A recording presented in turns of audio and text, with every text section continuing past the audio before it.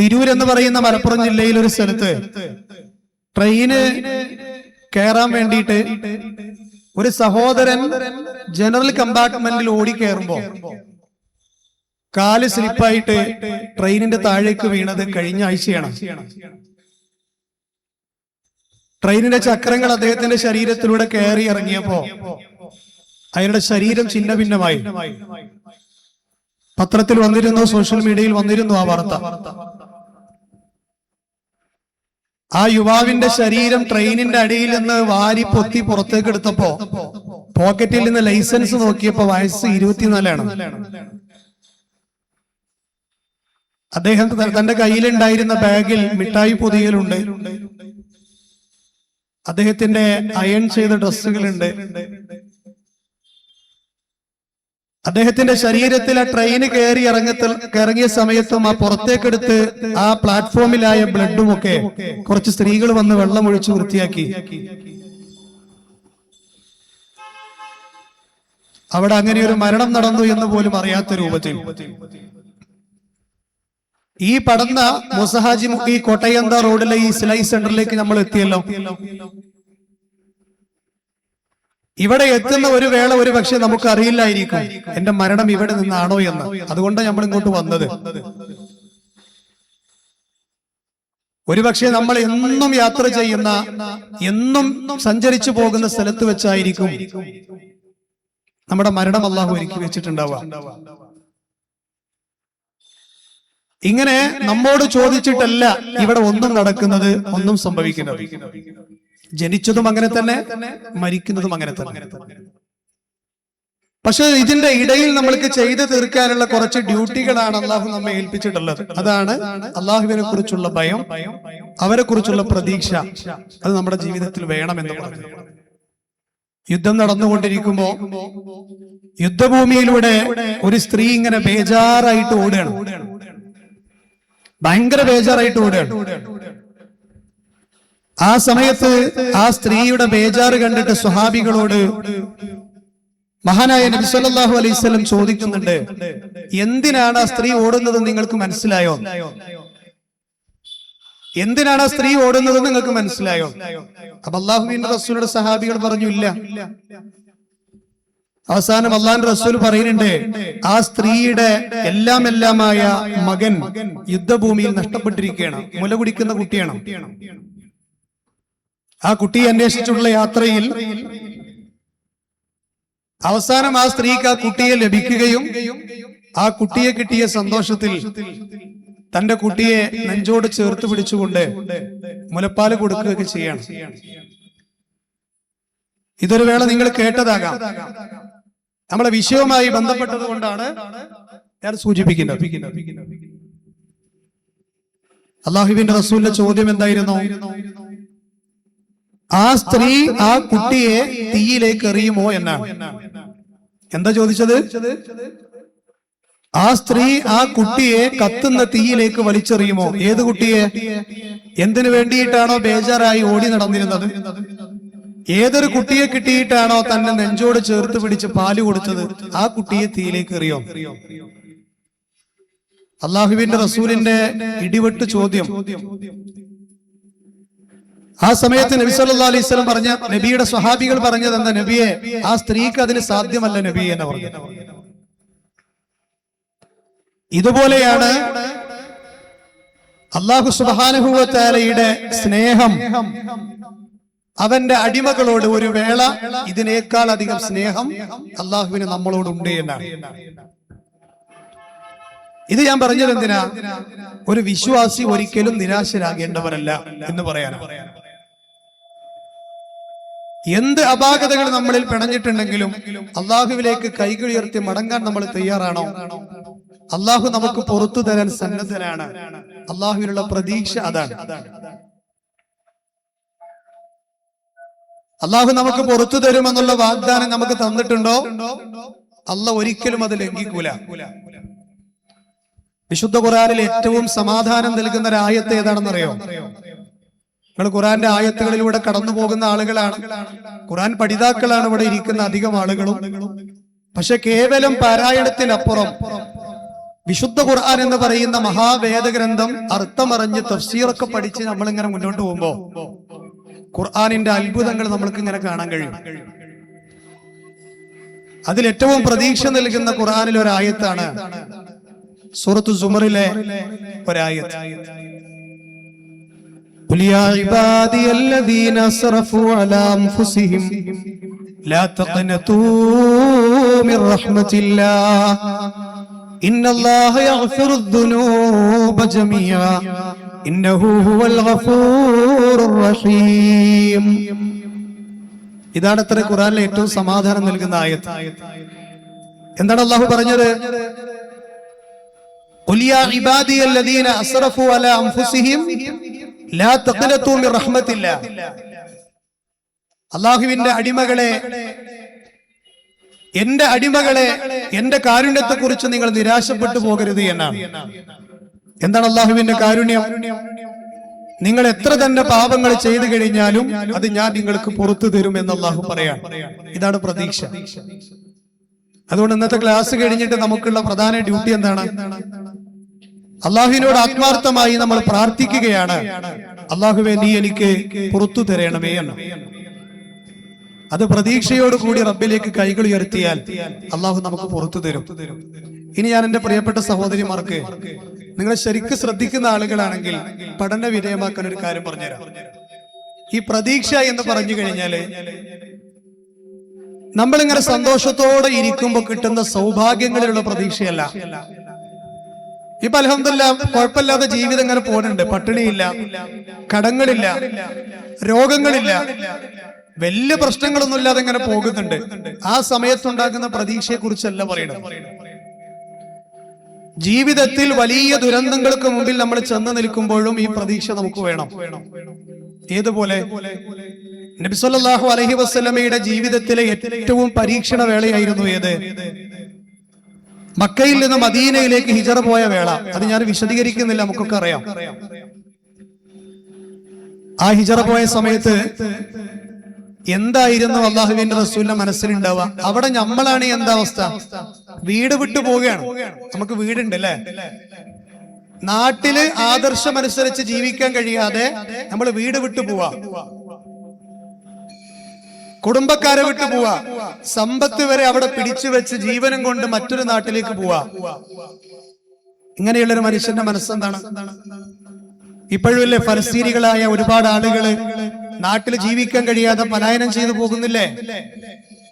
അതൊക്കെ ഇങ്ങനെ അന്യന്റെ ഉമ്മാക്ക് ഭ്രാന്ത് പിടിച്ചാൽ കാണാൻ ചെയ്യില്ലെന്ന് പറഞ്ഞ പോലെ ആരുടെയെങ്കിലും എവിടെയെങ്കിലൊക്കെ അവസ്ഥകൾ വന്നു കഴിഞ്ഞാല് ഒരു വേള ഒരു പക്ഷെ നമുക്ക് അത്ര വലിയ അഗാധമായിട്ടത് മനസ്സിലായിക്കൊള്ളണമെന്നില്ല. സ്വന്തം ജീവിതത്തിലേക്ക് അങ്ങനത്തെ പ്രശ്നങ്ങളൊക്കെ വന്നു കഴിഞ്ഞാലാകും നമ്മൾ തളരുക. ഒരു ഫലസ്തീനി ബാലന്റെ വാർത്ത നിങ്ങൾ കേട്ടില്ലേ? അതായത് തോക്കുധാരികളുടെ മുന്നിൽ അവൻ പറഞ്ഞത് എന്താ? നിങ്ങൾ എന്നെ വെടിവെച്ച് കൊന്നു കഴിഞ്ഞാൽ അള്ളാഹു എനിക്ക് വേണ്ടി ഒരുക്കി വെച്ചൊരു സ്വർഗമാകുന്ന ഷഹാദത്തിന്റെ പദവിയുണ്ട് എന്ന് പറഞ്ഞ 3 വയസ്സുകാരനെ നമ്മൾ സോഷ്യൽ മീഡിയയിൽ വായിച്ചു. 3 വയസ്സുകാരൻ. ഈ 3 വയസ്സുകാരന്റെ ഈമാൻ, ഈ ഇരിക്കുന്ന നമ്മളൊക്കെ ഈമാൻ ഒരു തട്ടിൽ വെച്ച് തൂക്കിയാലേ ആ 3 വയസ്സുകാരന്റെ ഈമാൻ താഴേക്ക് ഇങ്ങനെ തൂങ്ങി നിൽക്കും. എന്നാൽ ആ ഇടത്ത് നമ്മളായിരുന്നെങ്കിലോ 5 ലക്ഷത്തിന്റെ മുകളിലാണ് എത്രയാ നാട്ടിൽ മരിക്കാതെ അവയവങ്ങൾ മാത്രം നഷ്ടപ്പെട്ട് ജീവിക്കുന്ന ആളുകളുള്ളത്. കുട്ടികളും മുതിർന്നവരും ഒക്കെ ആയിട്ട്. മരിച്ചവർ അതിനേക്കാളേറെ. ഇപ്പൊ പല വാർത്തകളും ഇങ്ങനെ ഹൈലൈറ്റ് ആയി നിൽക്കുന്നത് കൊണ്ട് അവിടുത്തെ പല വാർത്തകളും നമുക്ക് ലഭിക്കുന്നില്ല. ഇപ്പോഴും കൊടും ക്രൂരതകളാണ് അവിടെ നടന്നുകൊണ്ടിരിക്കുന്നത് അല്ലെ? ഭക്ഷണം കിട്ടുന്നത് രാവിലെ 10 മണിക്കാണ്. ആ 10 മണിക്കുള്ള ഭക്ഷണം കിട്ടണമെങ്കിൽ എന്ത് വേണം? അവർ തല താഴ്ത്തി പിടിച്ചു നിൽക്കണം, സുജൂദിലായിട്ട് കിടക്കണം. എങ്ങനെ? മണലിലേക്ക് തല താഴ്ത്തി പിടിച്ചു നിന്ന് അവർ പറയുമ്പോ തല ഉയർത്തിയാലേ ഭക്ഷണം കിട്ടുള്ളൂ. ഇനി ഭക്ഷണം വിതരണം ചെയ്യുന്ന സമയത്ത് പാത്രവുമായി ക്യൂ നിന്ന് കഴിഞ്ഞാൽ കിട്ടിയാ കിട്ടി. അതാണ് ജീവിതം. അൽഹംദുലില്ലാഹ്. ശാന്തഗംഭീരമായ ഒരു നാട്ടിൽ ജീവിക്കാൻ ഭാഗ്യം കിട്ടിയവരാണ് നമ്മൾ. നമ്മുടെ നാട്ടിൽ അത്തരത്തിലുള്ള പ്രതിസന്ധികളൊന്നുമില്ല. അള്ളാഹു അതിൽ നിന്നൊക്കെ നമ്മളെ കാത്തുരക്ഷിക്കുമാറാകട്ടെ. അള്ളാഹുവിന്റെ റസൂൽ ഹിജറ പോകുന്ന വേളയിൽ അബൂബക്കർ സിദ്ദീഖ് റളിയല്ലാഹു അൻഹു കൂടെ ഉണ്ടായിരുന്നു. ആമിർ ബിൻ ഫുഹൈറയുണ്ട്. അതുപോലെ തന്നെ വഴികാട്ടിയായി മറ്റൊരു കാഫിറുമുണ്ട്. ഈ 4 പേരും ഹിജറ പോകുന്ന വേളയിൽ കണ്ട കാഴ്ച എന്തായിരുന്നു? നബി സല്ലല്ലാഹു അലൈഹി വസല്ലമയെ കൊല്ലാൻ വേണ്ടി കുതിരപ്പുറത്ത് മദീനയുടെയും മക്കയുടെയും ഇടയിലുള്ള അറിയപ്പെട്ട ഗോത്രക്കാരൻ സുറാഖത്ത് ബിൻ മാലിക് കുതിരപ്പുറത്ത് വന്ന് പ്രവാചകനെ കൊല്ലാൻ വന്ന വാർത്ത നമ്മൾ കേട്ടിട്ടുണ്ടാവും. സുറാഖത്ത് ബിൻ മാലിക് എന്താ പറഞ്ഞത്? മുഹമ്മദിനെ കൊന്നു കഴിഞ്ഞാൽ മക്കക്കാർ നിശ്ചയിച്ചിട്ടുള്ള 100 ഇനാം ഞാൻ നേടിയെടുക്കും സ്വന്തം എന്ന് പറഞ്ഞിട്ടാ പോണത്. ഇത് വലിയൊരു ചരിത്രമാണ്. പോകുന്ന വേളയിൽ അദ്ദേഹത്തിന്റെ കുതിരയുടെ കാലുകൾ ഭൂമിയിലേക്ക് ആണ്ടുപോയതൊക്കെ നമ്മൾ കണ്ടു ചരിത്രത്തിൽ. അങ്ങനെ കുതിരപ്പുറത്ത് കുടുങ്ങിയ സുറാഖത്ത് ബിൻ മാലിക് അൽ ജഹ്ഷൂം എന്ന് പറയുന്ന വ്യക്തിയുടെ അടുക്കിലേക്ക് നബി സല്ലല്ലാഹു അലൈഹി വസല്ലമ നേരിട്ട് ചെന്നിട്ട് പറയണേ, സുറാഖ, നിങ്ങളുടെ കൈകളിലേക്ക് ഇസ്ലാമിന്റെ ഭരണകാലഘട്ടത്തിൽ കിസ്റയുടെയും കൈസറയുടെയും കണ്ടാഭരണങ്ങളും മുത്തുകളും പവിഴങ്ങളും ഒക്കെ നിങ്ങളുടെ കൈകളിലേക്ക് വരുന്ന ഒരു കാലത്തെ കുറിച്ച് നിങ്ങൾ എന്ത് പറയുന്നു? ആരോടാ പറയണേ? നബിനെ കൊല്ലാൻ വേണ്ടി വന്ന കാഫിറായ സുറാഖയോടാ പറയണം. ഇത് ഞാൻ എന്തിനാ പറഞ്ഞത് വെച്ചാല്, ആ മാനസിക സങ്കടം ഏറെ തങ്ങി നിൽക്കുന്ന സമയത്ത് പോലും അള്ളാന്റെ റസൂലിന്റെ മനസ്സിലുള്ള അള്ളാഹിനെ കുറിച്ചുള്ള പ്രതീക്ഷയാണ്. നബിക്ക് വഹീ കിട്ടിയിരുന്നു എന്ത്? വരും ഭാവിയിൽ കിസ്റ കൈസർ ചക്രവർത്തിമാരുടെ കൊട്ടാരങ്ങളൊക്കെ മുസ്ലിമീങ്ങളുടെ കീഴിൽ വരുന്ന ഒരു കാലഘട്ടമുണ്ട് എന്ന് ചരിത്രത്തിൽ കാണാം. സുറാഖത്ത് ബിൻ മാലിക് മുസ്ലിം ആകുന്നത് മക്കം ഫതഹിന്റെ സമയത്താണ്. ഇതൊക്കെ അതിന്റെ എത്രയോ മുമ്പ് നടന്ന സംഭവമാണ്. ഇത് ഈ കുതിരയുടെ കാലുകൾ ആണ്ടുപോയത്. പക്ഷെ സുറാഖ പറയുന്നുണ്ട്, മുഹമ്മദ് നബി അദ്ദേഹത്തെ കൊല്ലാൻ വേണ്ടി ഞാൻ മരുഭൂമിയിലൂടെ കുതിച്ചു പായുമ്പോ എന്റെ കുതിരയുടെ കാലുകൾ ഭൂമിയിലേക്ക് ആണ്ടുപോയി. ഞാൻ അദ്ദേഹത്തോട് സംഭാഷണം നടത്തിയ സമയത്ത് എനിക്ക് മനസ്സിലായതാണ് അദ്ദേഹം ഒരു സത്യപ്രവാചകനാണ് എന്ന്. അന്ന് എന്റെ മനസ്സുകൊണ്ട് ഞാൻ മുസ്ലിമായിട്ടുണ്ട്. ഞാനത് പ്രഖ്യാപിക്കുന്നത് മക്ക ഫതഹിലാണ് എന്ന് അദ്ദേഹം പറയുന്നുണ്ട്. സുറാഖത്ത് ബിൻ മാലിക് പ്രവാചകന്റെ കാലശേഷവും കുറെ കാലം ജീവിച്ചു. ചരിത്രത്തിൽ നമുക്ക് കാണാം. നബി സല്ലല്ലാഹു അലൈഹി വസല്ലം ഹിജറ വേളയിൽ പറഞ്ഞിരുന്നത് എന്താണോ അത് സംഭവിച്ചു. കിസ്റ കൈസർ ചക്രവർത്തിമാരുടെ ഭരണസാരഥ്യം കൈകൾ കൊണ്ടന്ന് ഏറ്റുവാങ്ങിയത് സുറാഖത്ത് ബിൻ മാലിക്കായിരുന്നു. ഇതെന്തിനാണ് സഹോദരിമാരെ ഞാൻ പറഞ്ഞത്? ഇതാണ് പ്രതീക്ഷ എന്ന് പറഞ്ഞാൽ.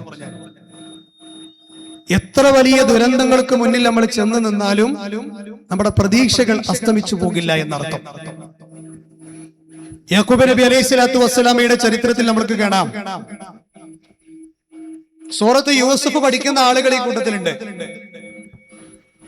ആ സൂറത്ത് യൂസുഫിന്റെ ഏതാണ്ട് 83-ാമത്തെ വചനത്തിലേക്ക് എത്തുമ്പോൾ നമുക്ക് കാണാം, യാക്കൂബ് നബിക്ക് 3 മക്കൾ നഷ്ടപ്പെടുന്നുണ്ടല്ലേ. ആ 3 മക്കളിൽ ഒരാൾ അദ്ദേഹത്തിന്റെ കൊച്ചുമകൻ ബിന്യാമീനാണ്. രണ്ടാമത്തെ മകൻ യൂസുഫാണ്. മൂന്നാമത്തെ മകൻ മൂത്ത മകനായ റആബീനാണ്. അതുകൊണ്ട് പണ്ഡിതന്മാർ പറഞ്ഞത് അസ്ഗറുൽ ഔലാദ് അഹബ്ബുൽ ഔലാദ് അക്ബറുൽ ഔലാദ് എന്ന് പറഞ്ഞത്. 3 ആളെ നഷ്ടപ്പെട്ടു. ആ സമയത്ത് യാക്കൂബ് നബി അലൈഹി സ്വലാത്തു വസ്സലാം കരഞ്ഞു കരഞ്ഞ് കണ്ണിന്റെ കാഴ്ച പോയി എന്നൊക്കെ അവിടെ പറയുന്നുണ്ട്. പക്ഷെ അദ്ദേഹത്തിന്റെ അടുക്കൽ അന്ന് ശേഷിച്ച 9 മക്കളുണ്ടായിരുന്നു. 3 മക്കളാണല്ലോ പോയത്, 9 മക്കളുണ്ട്. ഈ 9 മക്കളെ അദ്ദേഹം പറയണേ, നിങ്ങൾ പറ്റുമെങ്കിൽ നഷ്ടപ്പെട്ട 3 മക്കളെയും അന്വേഷിച്ചുകൊണ്ട് നിങ്ങൾ പോകണം. ആ പോകുന്ന സമയത്ത് യാക്കൂബ് നബി അലൈഹി സ്വലാത്തു വസ്സലാം പറഞ്ഞെന്താണെന്നറിയോ? അസല്ലാഹു അൻ യഅതിയനി ബിഹിം ജമീഅ എന്ന. അതാണ് പ്രതീക്ഷ. എന്റെ നഷ്ടപ്പെട്ട എല്ലാ മക്കളെയും എനിക്ക് അല്ലാഹു സുബ്ഹാനഹു വ തആല തിരിച്ചു കൊണ്ടുവന്ന് തന്നിരിക്കും. അതാണ് പ്രതീക്ഷ. ആരെ കുറിച്ചൊക്കെ ഈ പറയണേ? ഒരു വേള 30-ലധികം വർഷമായി യൂസുഫ് എന്ന് പറയുന്ന മകൻ നഷ്ടപ്പെട്ടിട്ട് ജീവിച്ചിരിപ്പുണ്ടോ മരിച്ചുപോയോ എന്നൊന്നും അറിയാഞ്ഞിട്ട് പോലും മഹാനായ യാക്കൂബ് നബി പറഞ്ഞെന്താണ്? ആ മകനെ അള്ളാഹു എന്റെ മുമ്പിൽ കൊണ്ടുവന്ന് തരുന്ന പറയുന്നത്. അതാണ് പ്രതീക്ഷ. ഏതാണ്ട് 8-10 കൊല്ലായി കടബാധ്യതകളിൽ പെട്ട് ഇങ്ങനെ ഉഴലുകയാണ് തന്റെ ഭർത്താവ്.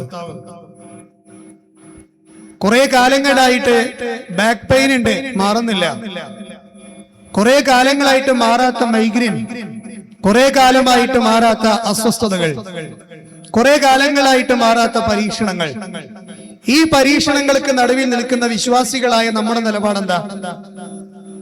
എത്ര കാലമായി ഞാൻ എന്റെ റബ്ബിനോട് പ്രാർത്ഥിക്കുന്നു, എത്ര കാലമായി ഞാൻ എന്റെ റബ്ബിനോട് തേടുന്നു, എന്താണ് എനിക്ക് ഇങ്ങനെ ഒരു അവസ്ഥ എന്ന് പറഞ്ഞുകൊണ്ട് പ്രതീക്ഷ അസ്തമിക്കുന്ന ആളുകളാണ് നമ്മളിൽ പലരും.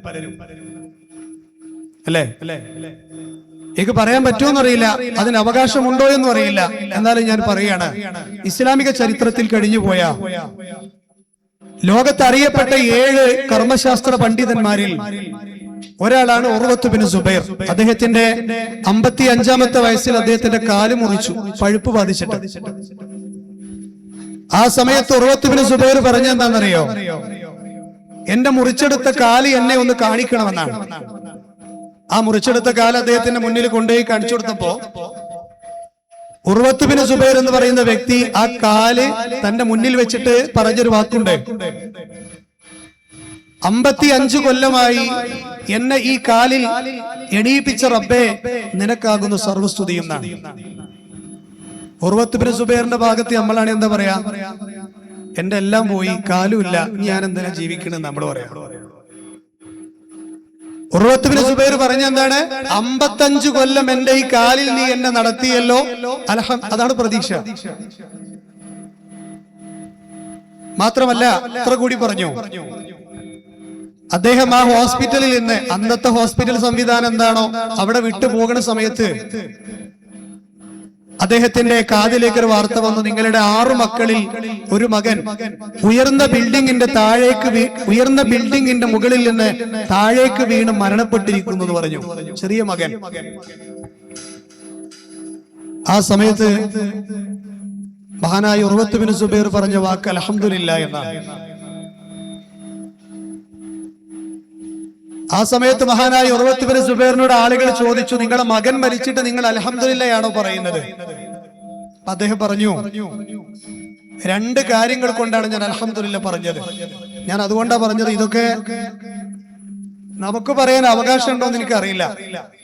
ഇങ്ങനത്തെ ഒരു പരീക്ഷണത്തിന്റെ മുന്നിൽ ഞാനും നിങ്ങളൊക്കെ ചെന്ന് നിൽക്കുമ്പോ നമ്മൾ പതറും. ഉർവത്ത് ബിൻ സുബൈർ പറഞ്ഞെന്താണ്? അൽഹംദുലില്ലാ. 2 കാര്യത്തിനാണ് അത്ര പറഞ്ഞത്. ഒന്ന്, ഒരു മകൻ മരിച്ചിട്ട് ഉപ്പ ജീവിച്ചിരിക്കെ തന്റെ മകന്റെ മകളുടെ മരണം കാണേണ്ടി വന്നാൽ ആ ഉപ്പ പറയുകയാണ് എന്ത്? അൽഹംദുലില്ലാ. എങ്കിൽ ആ വേദനകളൊക്കെ ഉണ്ടായിരിക്കെ തന്നെ അൽഹംദുലില്ലാ പറഞ്ഞാൽ ആ പിതാവിന്റെ വേണ്ടി സ്വർഗത്തിൽ അല്ലാഹു ഒരു വീട് നിർമ്മിക്കുമെന്നാണ്. ആ വീടിന് അല്ലാഹു കൊടുക്കുന്ന പേരെന്താ? ബൈത്തുൽ ഹംദ് എന്നാണ്, സ്തുതിയുടെ ഭവനം. അത് കിട്ടാനാണ് ഞാനത് പറഞ്ഞത്. രണ്ടാമത് ഞാൻ അൽഹംദുലില്ലാ പറഞ്ഞത്,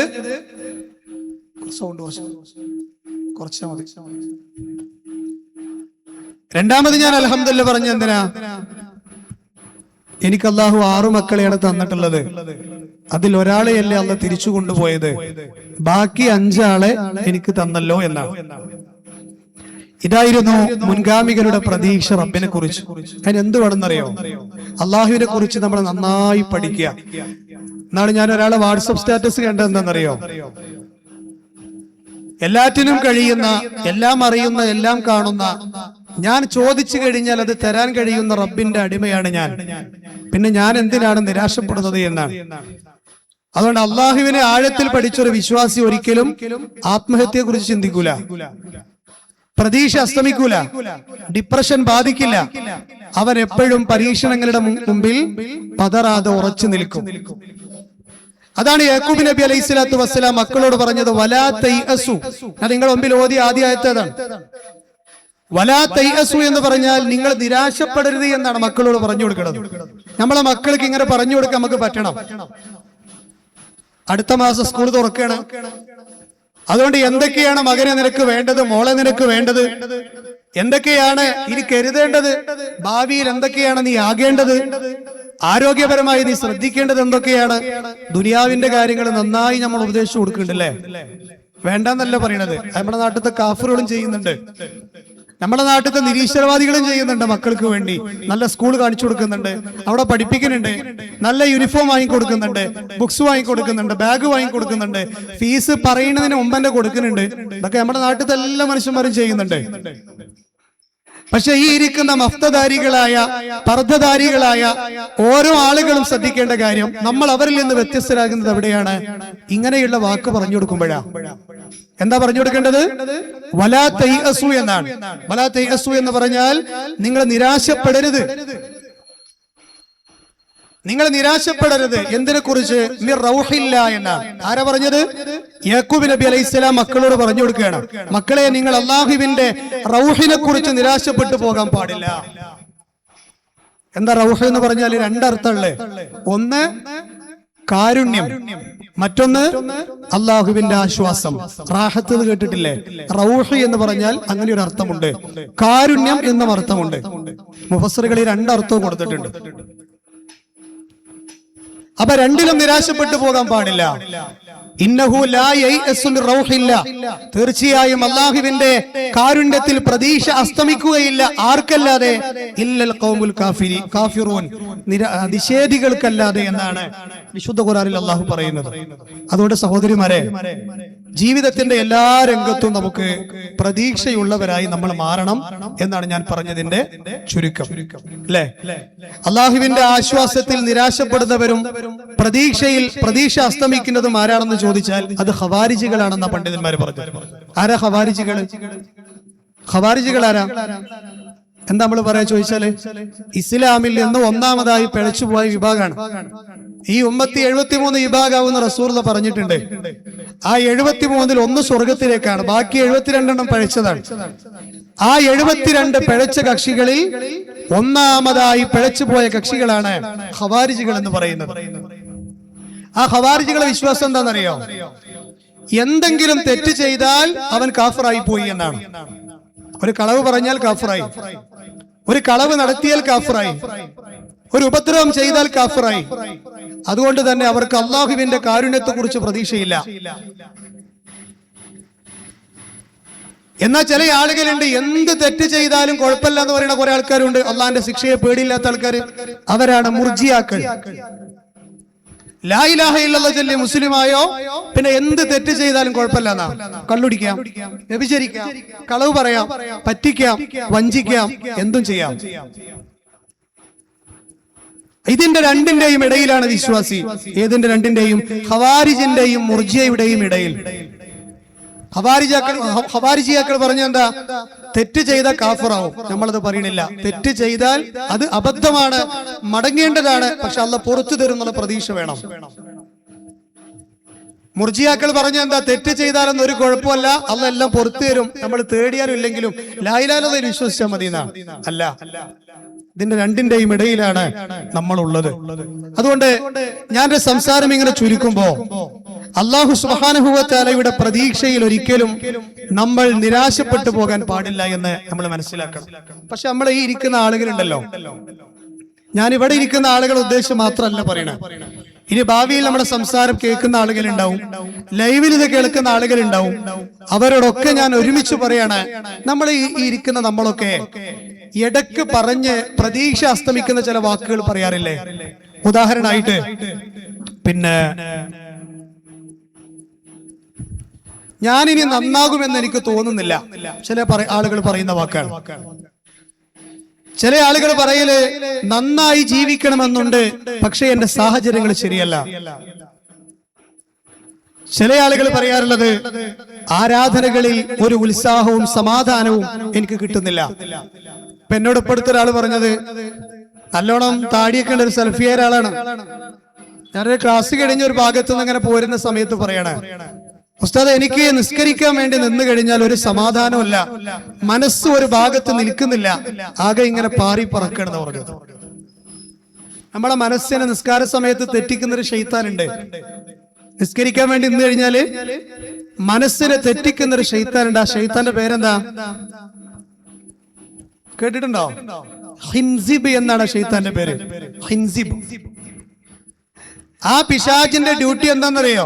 നമ്മളൊക്കെ നിസ്കരിക്കാൻ വേണ്ടി നിന്നാല് കുടുംബത്തെ കുറിച്ചുള്ള ചിന്ത മനസ്സ് കൊടുന്നിട്ട് തരും, സാമ്പത്തികമായിട്ടുള്ള ചിന്തകൾ കൊണ്ടുവന്നിട്ട് തരും, ജോലി സംബന്ധമായ ചിന്തകൾ കൊണ്ടുവന്നിട്ട് തരും. അങ്ങനെ ഹിൻസിബ് എന്ന് പറയുന്ന ശൈത്താൻ നിങ്ങളെ പഴപ്പിക്കാൻ വേണ്ടി വന്നാൽ നിങ്ങൾ എന്ത് ചെയ്യണം? വലതുഭാഗത്തേക്ക്, അതല്ല എങ്കിൽ ജസ്റ്റ് ഒന്ന് വലതുഭാഗത്തേക്ക് തിരിഞ്ഞ് 3 പ്രാവശ്യം ഉമിനീര് പറത്തി ഊതണം നിസ്കരിക്കുമ്പോൾ തന്നെ. എങ്കിൽ ആ പിശാചിൽ നിങ്ങൾക്ക് രക്ഷ കിട്ടുന്നതാണ്. ഈ പരിഹാരമാണ് നമുക്ക് പറഞ്ഞു കൊടുക്കാനുള്ളത്. ഇനി ഇതൊക്കെ ചെയ്താലും നിസ്കാരത്തിന് ശ്രദ്ധ കിട്ടാത്ത ആളുകൾ ഉണ്ട് എങ്കിൽ അവരെ കുറിച്ച് പണ്ഡിതന്മാർ പറഞ്ഞെന്താണെന്നറിയോ? അവരുടെ ജീവിതത്തിൽ ധാരാളം പാപങ്ങൾ ഉണ്ടാകുമെന്നാണ്. പാപക്കറകളിൽ ജീവിക്കുന്ന ആളുകൾക്ക് ഒരിക്കലും നിസ്കാരത്തിൽ, ആരാധനകളിൽ ഒരു ഏകാഗ്രത ഉണ്ടാവില്ല. അള്ളാഹുവിന്റെ ദീന് പഠിക്കാൻ വേണ്ടി വന്നിരിക്കുന്ന ക്ലാസ്സുകൾക്ക് ഒരു മാധുര്യമുണ്ട്, നല്ല ഹ്യൂമിഡിറ്റി ഉണ്ട്, നല്ല പ്രയാസമുണ്ട്, ക്ഷീണമുണ്ട്. എന്നാലും ഇത്തരം ക്ലാസ്സുകളിൽ വന്നിരിക്കുമ്പോ എന്ത് പ്രയാസങ്ങൾ ഉണ്ടെങ്കിലും ദീന് കേൾക്കുന്ന ആ ദീനിന്റെ മാധുര്യം അനുഭവിക്കാൻ ചില ആളുകൾക്ക് കഴിയാത്ത എന്തുകൊണ്ടാ? അവർക്ക് മനസ്സിൽ നിന്ന് ഈമാന്റെ പ്രഭ അസ്തമിച്ചിട്ടുണ്ട് എന്നാണ് അതിന്റെ അർത്ഥം. ഇങ്ങനെ നിരാശപ്പെട്ടുകൊണ്ട് മൂലക്കിരിക്കുന്ന കുറെ ആൾക്കാർ നമ്മളെ കൂട്ടത്തിലുണ്ട്.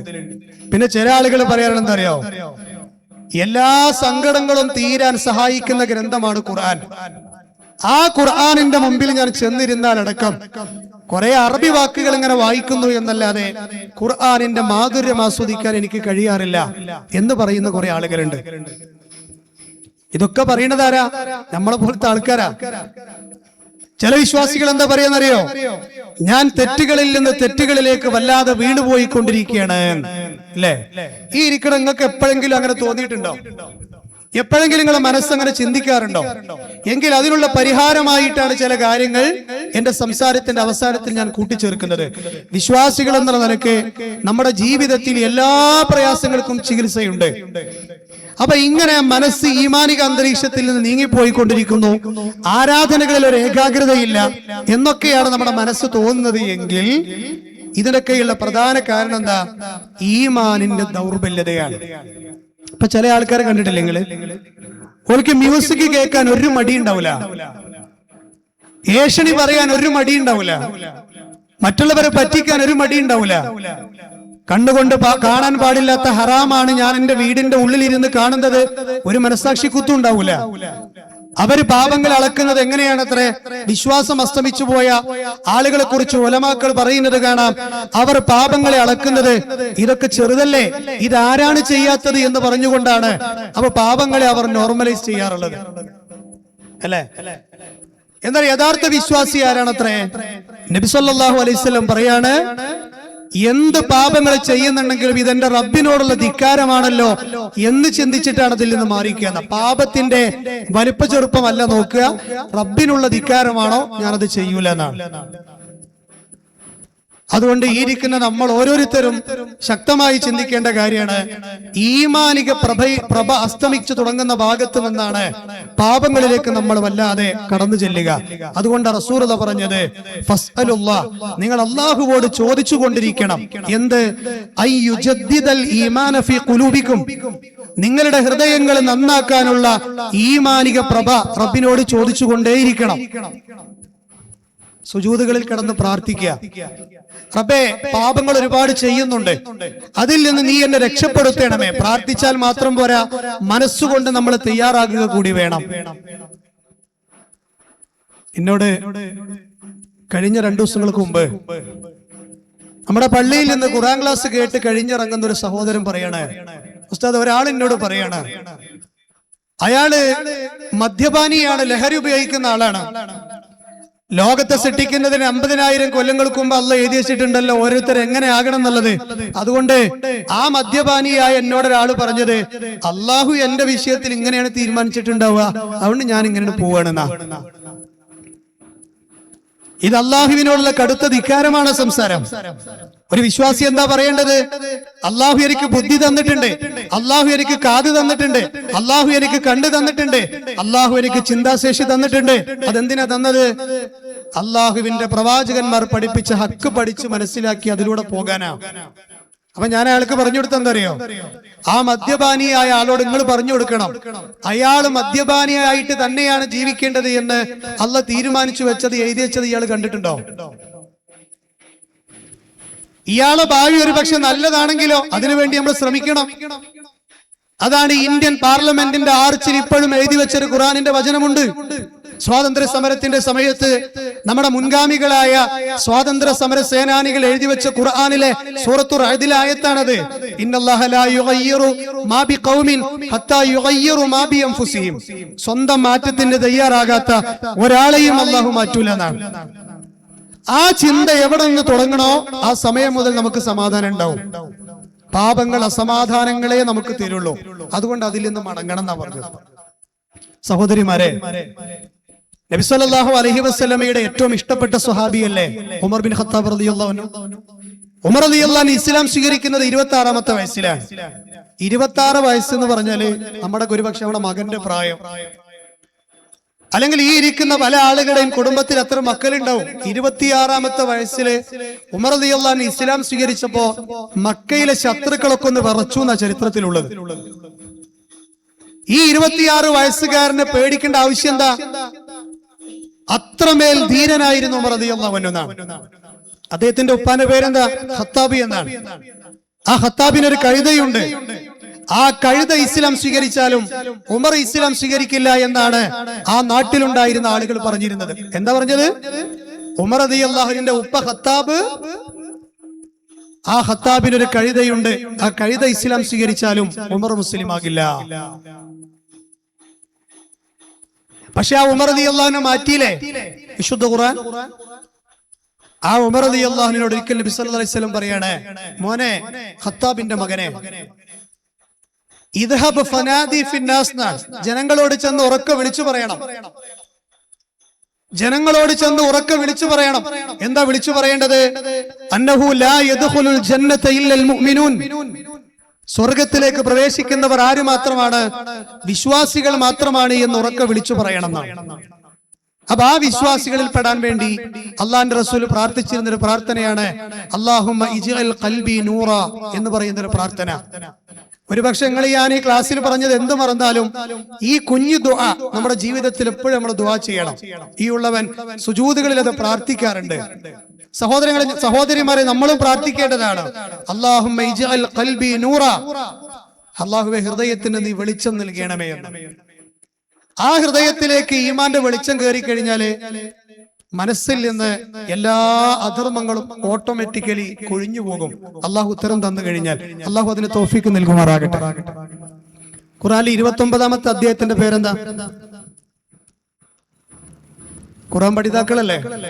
29-ാമത്തെ അധ്യായം സൂറത്തുൽ അൻകബൂത്ത് അല്ലേ? അൻകബൂത്ത് എന്ന് പറഞ്ഞ എന്താ അർത്ഥം? 8 കാലി. ഖുർആനിലൊരു സൂറത്തിന്റെ പേരെന്താണ്? 8 കാലി. അപ്പൊ ആ അധ്യായത്തിൽ മുഴുവൻ A to Z 8 കാലിയെ കുറിച്ചുള്ള കഥയാണോ? അല്ല. 2 ആയത്തിലാണ് 8 കാലിയെ കുറിച്ച് പറയണത്. പക്ഷെ ആ 2 ആയത്ത് നല്ല കനമുള്ള ആയത്തുകളാണ്. 8 കാലിയുടെ പേരിൽ ഒരു അധ്യായം അല്ല കൊടുക്കണമെങ്കിൽ 8 കാലിയെ കുറിച്ച് സയൻസ് പറയുന്ന വിഷയങ്ങളൊന്ന് വായിച്ചു നോക്കിയാൽ അറിയാം. കാനബലറ്റിക് സിസ്റ്റം എന്നാണ് ആ ജീവികളുടെ ജീവിത രീതിക്ക് പറയാ. കാനബലറ്റിക് എന്ന് പറയാം. നിങ്ങൾ സമയം കിട്ടുമ്പോ ഒന്ന് നമ്മുടെ ജീവണ്ണനോടോ എന്താ പറയാ ജമിനി അണ്ണനോടോ ഒക്കെ ഒന്ന് ചോദിച്ചു നോക്കോട്ടോ, അപ്പൊ പറഞ്ഞു തന്നോളൂ. എന്താ കാനബലറ്റിക് എന്ന് പറഞ്ഞറിയോ? ഒരു സമയം എത്തിക്കഴിഞ്ഞാൽ സ്വന്തം കുടുംബത്തിലെ മെമ്പർമാരെ കൊന്നു തിന്ന, അതാണ് കാനബലിറ്റി. മനുഷ്യന്മാരെ കൂട്ടത്തിൽ അങ്ങനത്തെ കുറെ ആൾക്കാരുണ്ട്. തിന്നുന്നില്ല എന്നേ ഉള്ളൂ, കൊലപാതകങ്ങൾ നല്ലോണം നടക്കുന്നുണ്ട് അല്ലെ? പക്ഷെ അവരുടെ ജീവിത രീതി അങ്ങനെയാണ്. എട്ടുകാലി എന്ത് ചെയ്യും? തന്റെ വീട്ടിലുള്ള കൂട്ടിലുള്ള വലയിൽ ജീവിക്കുന്ന ഭർത്താവുമായി ഇണചേർന്ന് തന്റെ നെഞ്ചിൽ മുട്ട വിരിഞ്ഞു കഴിഞ്ഞാൽ ആ മുട്ട വിരിയുന്നതിന്റെ മുന്നേ തന്റെ ഭർത്താവിനെ ഭാര്യ കൊല്ലും. അവിടെ ഭാര്യയാണ് വില്ലത്തിയാവുന്നത്. കൊന്നിട്ട് നല്ലോണം സുഭിക്ഷമായിട്ട് അത് തിന്നും ചെയ്യും. ഇതാണ് കാനബലിറ്റിക് സിസ്റ്റം എന്ന് പറഞ്ഞാൽ. ലോകത്തെ ജീവജാലങ്ങളുടെ കൂടുകളിൽ ഏറ്റവും ദുർബലമായ കൂടാണ് അത്രേ എട്ടുകാലിയുടെ കൂട്, അല്ലേ? ഞാൻ വല്ലാതെ വിശദീകരിക്കുന്നില്ല. ആ എട്ടുകാലിയുടെ കൂടിനെ കുറിച്ച് അള്ളാഹു പറഞ്ഞപ്പോ എട്ടുകാലിയുടെ വലയിൽ ചെന്ന് പെടുന്നത് ആരാണ്? അതാണ് രണ്ടായത്ത്, അങ്കബൂത്തിലെ രണ്ടായത്തിന്റെ ആശയാണ് ഞാൻ പറയണത്. എട്ടുകാലിയുടെ വലയിൽ ചെന്ന് വീഴുന്നത് ആരാണ്? ദുർബലമായ ജീവികളാണ്, ചെറിയ പ്രാണികളാണ്, പാറ്റകളാണ്, അതുപോലെയുള്ള ചെറിയ ചെറിയ ജീവികളാണ്. ഒരണ അതിൽ പെടൂല, ഒരു ഓന്ത് അതിൽ പെടൂല, ഒരു അണ്ണാറക്കണ്ണൻ അതിൽ പെടൂല, ഒരു പരുന്തോ ഒരു പക്ഷിയോ അതിൽ പെടൂല. കാരണം എന്താ? അതിനെ അതിജീവിക്കാനുള്ള പവർ അവക്കുണ്ട്. എന്താ? ചെറിയ പ്രാണികള് അതിൽ പെടും. ഇതാണ് അള്ളാഹ് പറഞ്ഞത്. ഇതെന്തിനാണ് വിശ്വാസി ഭയവും പ്രതീക്ഷയും എന്നുള്ള വിഷയത്തിൽ ഞാൻ പറഞ്ഞത്? പിശാചിന്റെ ഇതുപോലെയുള്ള ദുർബലമായ വലകളിൽ ചെന്നുപെടുന്നതാരാ? പിശാചിന്റെ ദുർബലമായ വലകളിൽ ചെന്നുപെടുന്നതാരാ? ഈമാനികമായ ദുർബലമായ ആളുകളാണ് അതിൽ ചെന്നുപെടുന്നത് എന്നാണ്. ഈമാൻ നല്ല പവറുള്ള ആളുകൾക്ക് പിശാചിന്റെ വല ഭേദിച്ച് കടന്നു പോകാൻ കഴിയും. ഇത് ലോകത്തെ പഠിപ്പിക്കാനാണ് അള്ളാഹു എട്ടുകാലി എന്ന് പറയുന്ന ഒരു അധ്യായത്തെ പഠിപ്പിച്ചു തന്നത്.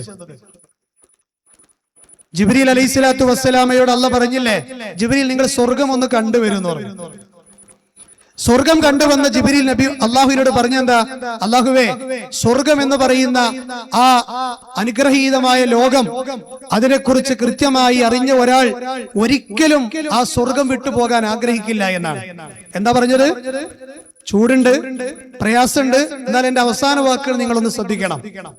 എന്താ പറഞ്ഞത്? ജിബ്രീൽ അലൈഹിസ്സലാം സ്വർഗം കണ്ടുവന്നിട്ട്, അള്ളാഹുവേ, ഈ സ്വർഗത്തിലേക്ക് കടന്നു വരാത്തവനെ സംബന്ധിച്ചിടത്തോളം അവനേക്കാൾ വലിയ ഹതഭാഗ്യൻ വേറെ ആരുമില്ല എന്നാണ്. ഇതിനെക്കുറിച്ച് കൃത്യമായി അറിഞ്ഞ ഒരാൾ ആ സ്വർഗം വിട്ടുപോകാൻ ഒരിക്കലും ആഗ്രഹിക്കില്ല എന്നാണ്.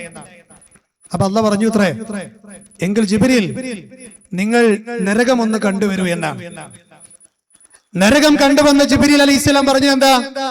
അള്ളാഹുവേ, നരകത്തിന്റെ പ്രയാസങ്ങൾ മനസ്സിലാക്കിയ ഒരാൾ ഒരിക്കലും നരകത്തിലേക്ക് ഒരു സെക്കൻഡ് പോലും കടന്നു പോകാനുള്ള പ്രവർത്തികൾ ചെയ്യില്ല എന്നാണ് ജിബ്രീൽ അലൈഹിസ്സലാം പറഞ്ഞത്. എന്നിട്ട് ജിബ്രീൽ ഒരു കാര്യം കൂടി പറഞ്ഞു, അള്ളാഹുവേ, സ്വർഗത്തെ നീ വലയം ചെയ്തിട്ടുള്ളത് ഹുജിബത്തിൽ ജന്നത്തു അൽ മക്കാരിഹ് എന്നാണ് പറഞ്ഞത്. സ്വർഗം അള്ളാഹു കവർ ചെയ്തിട്ടുള്ളത് മക്കാരിഹുകൾ കൊണ്ടാണ്. എന്താ മക്കാരിഹ് എന്ന് പറഞ്ഞാല്? വെറുക്കപ്പെട്ട കാര്യങ്ങൾ എന്നതിന്റെ അർത്ഥം. എന്താ ഈ വെറുക്കപ്പെട്ട കാര്യങ്ങള്? ഒരു വിജ്ഞാനവേദി ഉണ്ട്, അല്ലെങ്കിൽ നാളെ ഇന്നടത്തൊരു പ്രോഗ്രാം ഉണ്ട്, അല്ലെങ്കിൽ നമ്മൾ സമ്പാദിച്ച പൈസ, എടുത്തു വെച്ച പൈസ ഇന്ന് പാവങ്ങൾക്ക് കുറച്ച് കൊടുക്കുക, വിശക്കുന്നവനൊന്ന് ഭക്ഷണം കൊടുക്കുക, സാമ്പത്തികമായി പ്രതിസന്ധി അനുഭവിക്കുന്നവനെ സഹായിക്കുക, അള്ളാഹുവിന്റെ മാർഗത്തിൽ ചൂടും വെയിലും ഒന്നും വകവെക്കാതെ ഇറങ്ങിയിട്ട് ദഅവത്തിനിറങ്ങുക. ഇതൊക്കെ നല്ലോണം വെറുപ്പുള്ള കാര്യമാണ്, നല്ല ഇടങ്ങേറുള്ള കാര്യമാണ്. ഇങ്ങനത്തെ കുറെ ഇടങ്ങേറ് പിടിച്ച കാര്യങ്ങൾ കൊണ്ടാണ് സ്വർഗം വലയം ചെയ്യപ്പെട്ടിട്ടുള്ളത് എന്നാണ്. സുബഹി ബാങ്ക് കൊടുക്കുന്നതിന്റെ മുന്നേ അലാം ക്ലോക്ക് മുഴങ്ങിയിട്ട് ആ പുതച്ചു മൂടിക്കിടക്കുന്ന AC റൂമിൽ നിന്ന് പുതപ്പ് മാറ്റി എണീക്കണമെങ്കിൽ നല്ല പ്രയാസാണ്. ഇങ്ങനത്തെ കുറെ കാര്യങ്ങൾ കൊണ്ടാണ് സ്വർഗം വലയം ചെയ്യപ്പെട്ടുള്ളത്. നരകമോ? ഹുജിബത്തുൻ നാർ ബിശ്ശഹവാത്ത്. നരകം അല്ലാഹു വലയം ചെയ്യപ്പെട്ടുള്ള ഷഹവാത്തുകൾ കൊണ്ടാണ്. എന്താ ഷഹവാത്ത് എന്ന് പറഞ്ഞാല്? മനുഷ്യ മനസ്സ് ആഗ്രഹിക്കുന്ന തിന്മകൾ എന്താണോ അത് ചെയ്യുക എന്നുള്ളതാണ്. ആ ഷഹവാത്തുകളാണ് പിശാചിന്റെ വലകൾ. ആ ഷഹവാത്തുകളാണ് പിശാചിന്റെ ചക്കര പുരട്ടിയ ചതിക്കുഴികൾ. ഒരുപക്ഷെ അതിൽ നമുക്ക് എണ്ണാൻ പറ്റിയ കുറെ തിന്മകളുണ്ട്, അല്ലെ? മ്യൂസിക് കേൾക്കാൻ നമ്മളെ കാത് ആഗ്രഹിക്കുന്നുണ്ട്. ആ ആഗ്രഹം ഉള്ളത് കൊണ്ട് തന്നെയാണ്, അങ്ങനെ ഒരു ആകർഷണീയത അത് ഉള്ളത് കൊണ്ടാണ് അല്ലാഹ് അത് കേൾക്കരുതെന്ന് പറഞ്ഞത്. അല്ലാതെ മ്യൂസിക് മോശമായോണ്ടല്ല. മ്യൂസിക്കും ഖുർആനും ഒരു മനുഷ്യന്റെ ഹൃദയത്തിൽ ഒരേപോലെ സംഗമിക്കൂല എന്നാണ്. ധാരാളം സംഗീതം കേൾക്കുന്ന ഒരാൾക്ക് ഖുർആനുമായിട്ട് ബന്ധം ഉണ്ടാവില്ല എന്നാണ്. ഉമർ ബിൻ അബ്ദുൽ അസീസ് എന്ന് പറയുന്ന രണ്ടാം ഉമർ പറഞ്ഞത് എന്താ? പിശാചിന്റെ കോപത്തിൽ ചെന്ന് അവസാനിക്കുകയും അള്ളാഹുവിന്റെ കോപത്തിൽ തുടങ്ങുകയും ചെയ്യുന്ന കാര്യമാണ് മ്യൂസിക്കുകൾ എന്നാണ്. മ്യൂസിക് എന്ന് പറഞ്ഞ പാട്ടല്ല, പാട്ടുകൾ അല്ലാഹുവിനെ ഓർമ്മപ്പെടുത്തുന്ന പാട്ടുകളാണ് നമുക്ക് ഇഷ്ടം പോലെ കേൾക്കാം. അതിനെ ഇസ്ലാം പ്രോത്സാഹിപ്പിച്ചിട്ടൊന്നുമില്ല. സൂറത്ത് യാസീൻ പറഞ്ഞെന്താ? വമാ അല്ലംനാഹു ശിഅറ വമാ യംബഗി ലഹു എന്നാണ്. കവിത നിങ്ങൾക്ക് യോജിച്ചതല്ല, പാട്ടുകൾ നിങ്ങൾക്ക് യോജിച്ചതല്ല. പക്ഷെ അത് കുറച്ചൊക്കെ ആകാം. അറബിക് നശീദകളുണ്ട്, ഇസ്ലാമിക ഗാനങ്ങളുണ്ട്, പക്ഷെ അതിൽ ഇൻസ്ട്രുമെന്റ്സ് ചേർത്താലോ അതും തെറ്റായി. ഞാൻ അത് പറയുന്നതിനാ, ഇത് പിശാചിന്റെ ഒരു വലയാണ്. എത്ര ആളുകൾ അതിൽ പെട്ടുപോയിട്ടുള്ളത്. അതുപോലെ തന്നെ നാവുകൊണ്ട് മറ്റുള്ളവരെ ഏഷണി പറയുന്ന എത്ര ആളുകളുണ്ട്. സ്വകാര്യതകളിൽ ഹറാമ് ചെയ്യുന്ന എത്ര ആളുകളുണ്ട്. കണ്ണുകൊണ്ട് ഹറാമ് കാണുന്നവർ എത്ര ആളുകളുണ്ട്. ഇതൊക്കെ പിശാചിന്റെ വലകളാണ്. ഈ വലകളിൽ ചെന്ന് പെടാതിരിക്കാൻ വേണ്ടിയാണ് അള്ളാഹുവിന്റെ റസൂൽ നമ്മളോട് പ്രാർത്ഥിക്കാൻ പറഞ്ഞത്. അല്ലാഹുമ്മ ഇജ്അൽ ഖൽബി നൂറ എന്നാണ്. സഹോദരിമാരെ, ഞാൻ അവസാനിപ്പിക്കുമ്പോൾ രണ്ട് കാര്യം കൂടി പറയാം. നമ്മുടെ മനസ്സിന് ഈമാനികമായ നല്ല തിളക്കം കിട്ടണമെങ്കിൽ ഒന്നാമതായി നമ്മുടെ ജീവിതത്തിൽ വേണ്ടത്, അനിവാര്യമായി വേണ്ട ഒരു കാര്യം എന്താ വെച്ചാല്, ആദർശ ബന്ധമുള്ള ആളുകളുമായിട്ട് നമുക്ക് സ്ഥിരം ബന്ധമുണ്ടാകണമെന്നാണ്. നമ്മളെ കോണ്ടാക്ട് ലിസ്റ്റിലുള്ള അധികം ആളുകളും ദുനിയാവുമായി ബന്ധപ്പെട്ട ആളുകളാണ്. വാട്സപ്പിലുള്ള ചാറ്റിങ്ങൾ ഇങ്ങനെ നോക്കിക്കഴിഞ്ഞാൽ ദുനിയാവുമായി ബന്ധപ്പെട്ട ആളുകളാണ്. നമ്മുടെ വീട്ടിൽ മക്കളുമായി ഭർത്താവുമായി നടത്തുന്ന ചർച്ചകൾ അധികം ഭൗതിക ചർച്ചകളാണ്. ദുനിയാവിന്റെ ചർച്ചകൾ എവിടെയാണോ അധികം നടക്കുന്നത്, അത്തരം സ്ഥലങ്ങളിൽ നിന്ന് നമ്മുടെ ഈമാനിക പ്രഭ അസ്തമിച്ചു കൊണ്ടിരിക്കുമെന്നാണ്. അതുകൊണ്ടാ പണ്ഡിതന്മാർ പറഞ്ഞത്, ദീനീ ബന്ധമുള്ള സഹോദരികളുമായിട്ട് നിങ്ങൾക്ക് ബന്ധം വേണം.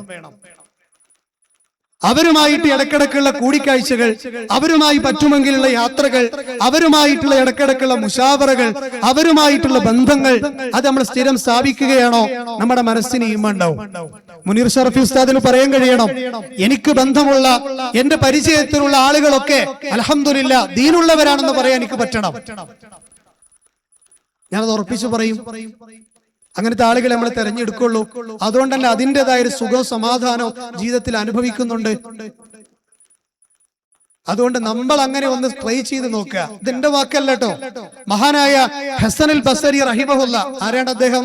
സ്വഹാബികളുടെ കാലം കഴിഞ്ഞാൽ ഏറ്റവും ഉത്തമമായ തലമുറ എന്ന് പഠിപ്പിച്ച ആളുകളല്ലേ താബിഈങ്ങൾ. ആ താബിഈങ്ങളും ഉത്തമ തലമുറയാണല്ലോ. അള്ളാഹുവിന്റെ റസൂൽ സർട്ടിഫിക്കറ്റ് കൊടുത്തവരല്ലേ. ആ താബിഈങ്ങളുടെ തൊബക്കകളിൽ ഉന്നതനായ പ്രഗത്ഭനായ 300-ലധികം സ്വഹാബികളെ കണ്ട മഹാനായ മനുഷ്യനാണ് ഈ ഹസനുൽ ബസ്വരി. അദ്ദേഹം പറയുന്നൊരു വാക്കാണ് ഞാൻ നിങ്ങളെ കേൾപ്പിച്ചത്. ആദർശ ബന്ധുക്കളെ, ആദർശ ബന്ധമാണത്രേ കുടുംബ ബന്ധത്തെക്കാൾ ഏറ്റവും കൂടുതൽ സുദൃഢമായ ബന്ധം. ഞാൻ ഒന്നുകൂടി ആ വാക്ക് ആവർത്തിക്കുകയാണ്. കുടുംബ ബന്ധത്തെക്കാൾ ഏറ്റവും ബന്ധമുള്ള, ഏറ്റവും അടുപ്പമുണ്ടാകേണ്ടത് ആദർശ ബന്ധമുള്ളവരോടാണ് എന്നാണ്. എന്താ പറയാൻ കാരണം എന്നറിയോ? ഹസനുൽ ബസരി പറയാണ്, ആദർശ ബന്ധമുള്ളവരുടെ കൂടെ നിങ്ങൾ ഒരു യാത്ര പോയാൽ, ആദർശ ബന്ധമുള്ളവർക്ക് നിങ്ങൾ കുറച്ചു നേരം ഒന്ന് ഫോൺ ചെയ്താൽ, ആദർശ ബന്ധമുള്ളവരുടെ കൂടെ കുറച്ചു നേരം ഒന്ന് ഇരുന്നാൽ, അവർക്ക് സംസാരിക്കാനുള്ളത് അല്ലാഹുവിന്റെ ദീനിനെ കുറിച്ചാണ്. ഇപ്പൊ ഞാൻ എന്റെ ഒരുപാട് സുഹൃത്തുക്കൾ കൂടെ യാത്ര ചെയ്യുന്ന ആളാണ്. ഞങ്ങളെ വണ്ടിയിൽ നമ്മൾ പോകുമ്പോൾ നമ്മൾ എന്താ സംസാരിക്കുക? ഹറാമായ ഒന്നുമല്ല. ഞങ്ങൾക്ക് സംസാരിക്കാനുള്ളത് ഖുർആന്റെ ആയത്തുകളെ കുറിച്ചാണ്. ഞങ്ങൾക്ക് സംസാരിക്കാനുള്ളത് പരലോകത്തെ കുറിച്ചാണ്. ഞങ്ങൾക്ക് സംസാരിക്കാനുള്ളത് നല്ല നല്ല കാര്യങ്ങളുടെ ഉന്നമനത്തിന് വേണ്ടിയുള്ള ചർച്ചകളാ. കൂട്ടത്തിൽ ഞങ്ങളുടേതായ തമാശകൾ ഉണ്ടാവും. ഇനി എവിടെ ചെന്ന് ഒരാഴ്ച സ്റ്റേ ചെയ്താലും അവിടെയും ഞങ്ങൾക്ക് നിസ്കാരത്തിന്റെ കാര്യം, ഇന്ന് എവിടെയാ ജമാഅത്ത് നിസ്കരിക്കേണ്ടത്, എവിടെയാണ് നമ്മൾ നാളെ സുബഹിക്ക് പോകേണ്ടത്, ഇന്ന് രാത്രി നമ്മൾ ഇരിക്കുമ്പോ എന്താ ചർച്ച ചെയ്യേണ്ടത്, ഒന്ന് ആലോചിച്ചു നോക്കൂ നിങ്ങൾ ആ ബന്ധത്തിന്റെ സുഖം. എന്നാ ദുനിയാവുമായി ബന്ധമുള്ള ആളുകളെ കൂടെ നിങ്ങൾ യാത്ര ചെയ്ത് നോക്കാണ്, ഓൾക്ക് ഷോപ്പിങ്ങിനെ കുറിച്ച് കാര്യമായിട്ട് പറയണ്ടവാ, മാർക്കറ്റിൽ ഇറങ്ങിയ ഡ്രസ്സുകളെ കുറിച്ച് പറയണ്ടവാ, പുതിയ വാഹനങ്ങളെ കുറിച്ച് പറയണ്ടവാ, രാഷ്ട്രീയ ചർച്ചകളാണ് കാര്യമായിട്ടുണ്ടാവുക, അല്ലേ? ഞാൻ പറയേണ്ട ആവശ്യമില്ലല്ലോ. അതുകൊണ്ട് ഹസനുൽ ബസരി പറയണേ, കുടുംബ ബന്ധം നിങ്ങളുടെ ദുനിയാവിനെ കുറിച്ച് ഓർമ്മപ്പെടുത്തുമ്പോ പരലോകത്തെ കുറിച്ച് ഓർമ്മപ്പെടുത്തുന്നത് ആദർശമുള്ളവരാണ് എന്ന് അദ്ദേഹം കൃത്യമായിട്ട് പഠിപ്പിച്ചു തരികയാണ്. സ്വഹാബാ കിറാം പറഞ്ഞൊരു വാക്കെന്തറിയോ?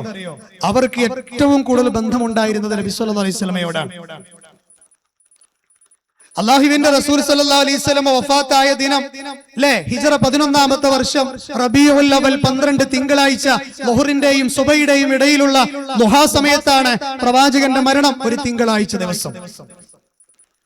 അന്ന് ആ പ്രവാചകൻ വഫാത്തായ സമയത്ത് സ്വഹാബികൾ പറയുകയാണ്, 3 ദിവസം കഴിഞ്ഞ് പ്രവാചകനെ ഖബറിലേക്ക് മറമാടിയിട്ട് ഞങ്ങൾ മദീനയിൽ പിന്നീടുള്ള ദിവസങ്ങൾ നിസ്കരിക്കുമ്പോ, മദീനയിൽ ഞങ്ങൾ ജീവിക്കുമ്പോ ഞങ്ങളുടെ മനസ്സിലേക്ക് ഞങ്ങളൊന്ന് നോക്കി. ആ സമയത്ത് ഞങ്ങൾക്ക് കാണാൻ കഴിഞ്ഞത് അഗാധമായ വലിയൊരു ഗർത്തമാണ്. നോക്കിയാൽ കാണാത്ത ഇരുട്ടുള്ളൊരു കുഴിയാണ് ഞങ്ങളുടെ മനസ്സിൽ കണ്ടത് എന്നാണ്. എന്താ കാരണം? ഞങ്ങൾക്ക് എല്ലാമായിരുന്നു ഞങ്ങളുടെ സുഹൃത്തായ പ്രവാചകൻ ഞങ്ങളിൽ നിന്ന് പോയി കഴിഞ്ഞു. അതുകൊണ്ട് ഇവിടെ ഇരിക്കുന്ന സലഫി എന്താ പറയാ സഹോദരിമാരോട്, വിശ്വാസിനികളോട് എനിക്ക് പറയാനുള്ളത്, നമ്മുടെ സംസാരം ശ്രദ്ധിക്കണം, ഇടപെടലുകൾ ശ്രദ്ധിക്കണം, ഇടപാടുകൾ ശ്രദ്ധിക്കണം, മക്കളോടുള്ള പെരുമാറ്റം ശ്രദ്ധിക്കണം, സ്വഭാവം പരമാവധി നന്നാക്കണം. നമ്മുടെ സ്വഭാവത്തെ കുറിച്ച് ഒരാൾ മോശം പറയുന്ന ഒരു അവസ്ഥ ഉണ്ടാകരുത്. നമുക്ക് ഏറ്റവും നല്ല സർട്ടിഫിക്കറ്റ് തരേണ്ട ആളാരാണ്? നമ്മളെ ഭർത്താവാണ്. നിങ്ങളെ ഭർത്താവ് നിങ്ങളെ കുറിച്ച് പറയാണ്, എന്റെ ഭാര്യ എന്റെ ഭാഗ്യമാണ്, എനിക്ക് അള്ളാഹു തന്ന വലിയൊരു അസറ്റാണ് എന്ന് കേൾക്കാൻ നിങ്ങൾക്ക് ഒരു അവസരം കിട്ടിയിട്ടുണ്ടെങ്കിൽ, ചില ആളുകൾ അത് കേൾക്കുക എന്തിനായിരിക്കും? ചിലപ്പോ വലിയ പ്രശ്നം ഉണ്ടാക്കുന്ന ഇടയ്ക്ക് അവളെ സമാധാനിപ്പിക്കാൻ വേണ്ടി പറയായിരിക്കും, ചെറിയൊരു നോണ അല്ലെ, അങ്ങനെങ്കിലും കേൾക്കാൻ നമുക്ക് പറ്റണം. അപ്പൊ ഞാൻ ആരെയും കുറ്റപ്പെടുത്തിയതല്ല, അവരാണ് നമുക്ക് തരേണ്ട സർട്ടിഫിക്കറ്റ് തരേണ്ട ആളുകൾ, അവരാണ്. അതുകൊണ്ട് സഹോദരിമാരെ, ആ ഒരു ജീവിതത്തിനൊരു സുഖമുണ്ട് അല്ലെ. ഈമാനെ കുറിച്ച് പ്രവാചകൻ പറഞ്ഞെന്താ? അതിനൊരു ലദ്ദത്തുണ്ട് എന്നാണ്, ഹലാവത്തുണ്ട് എന്നാണ്. എന്താ ഹലാവ എന്ന് പറഞ്ഞാൽ? ഹലാവ എന്ന് പറഞ്ഞ എന്താണ്? മാധുര്യം. ഹൽവ കേട്ടിട്ടില്ലേ നിങ്ങള് അല്ലെ? അത് അതിൽ നിന്ന് വന്ന വാക്കാണ്. ഈമാനൊരു മധുരണ്ട്, അത് കഴിച്ചാൽ കിട്ടുന്നതല്ല, അത് നാവും അങ്ങനെ തൊട്ട് രുചിക്കാനുള്ളതല്ല, അത് ജീവിതത്തിൽ പകർത്തുമ്പോൾ കിട്ടുന്നതാണ് അല്ലെ. പരിശുദ്ധ ഖുർആൻ ഓതും. ഞാന് നിങ്ങളുടെ ഒരു കാര്യം ആത്മാർത്ഥമായിട്ട് പറയാണ്. മഹാനായ നബി സല്ലല്ലാഹു അലൈഹി വസല്ലമയെ നേരം വെളുക്കോളം കരയിപ്പിച്ച ഖുർആനിൽ ഒരു ആയത്തുണ്ട്. നബി സല്ലല്ലാഹു അലൈഹി വസല്ലമയെ നേരം വെളുക്കുവോളം കരയിപ്പിച്ച ഖുർആനിൽ ഒരു ആയത്തുണ്ട്. അത് ഏതാണെന്നറിയങ്ങള്? ഇന്ന ഫീ ഖൽഖിസ് സമാവാതി വൽ അർദ് വഖ്തിലാഫിൽ ലൈലി വൻ നഹാർ ലആയാതിൻ ലിഉലിൽ അൽബാബ് അല്ലദീന യദ്കുറൂനല്ലാഹ ഖിയാമൻ വഖൂദ. ഞാൻ ആയത്ത് മുഴുവൻ ഓതുന്ന സമയം കുറവാണ്, അതാണ് ആ വചനം. ബിലാൽ റളിയല്ലാഹു അൻഹു നബിയുടെ ബാങ്കിയാണല്ലോ.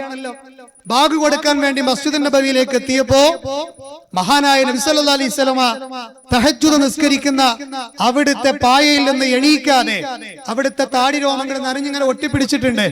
അവിടുന്ന് ധരിച്ച കമീസ് നനഞ്ഞിട്ടുണ്ട്, കമീസ് നനഞ്ഞിട്ട് മുസല്ലയും നനഞ്ഞിട്ടുണ്ട്. ഇത് കണ്ട് കലങ്ങിയ കണ്ണുമായിരിക്കുന്ന പ്രവാചകനോട് ബിലാൽ റളിയല്ലാഹുവിന്റെ ചോദ്യം എന്താണ്? എന്ത് പറ്റി പ്രവാചകനെ, ഇന്നലെ ഉറങ്ങിയില്ലേ എന്നാ ചോദിച്ചത്. ആ സമയത്ത് ബിലാലിനോട് നബി തങ്ങൾ പറഞ്ഞത്, ബിലാലെ, ഇന്നലെ രാത്രി ജിബ്രീൽ ഒരു ആയത്തുമായി എന്റെ അടുക്കലേക്ക് വന്നു, ആ ആയത്തിനെ കുറിച്ച് ഞാൻ ചിന്തിക്കുകയായിരുന്നു എന്നാ പറഞ്ഞത്. സഹോദരിമാരെ, ഞാൻ ചോദിച്ചോട്ടെ, സത്യത്തിൽ എന്താണ് ഈ ആയത്തിൽ ചിന്തിക്കാൻ മാത്രമുള്ളത്? ഇന്ന ഫീ ഖൽഖിസ് സമാവാതി വൽ അർദി വഖ്തിലാഫിൽ ലൈലി വൻ നഹാർ. എന്താ ഇതിന്റെ അർത്ഥം?